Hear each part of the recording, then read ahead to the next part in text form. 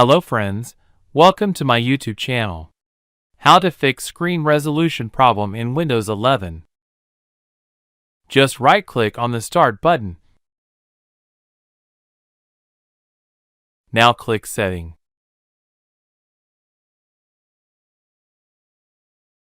Now click on System.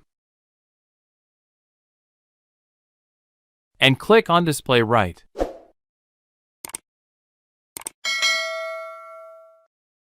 You find Scale and Layout. Find Display Resolution and just change the resolution. If looks okay fixed, then click Keep Changing. Otherwise, recall Revert click. And try different resolution look okay fixed, then click Keep Changes. Also, you can change the scale to see what works best for you. Now if this does not work, let's move to method 2. Go to Search option. Just search Device Manager.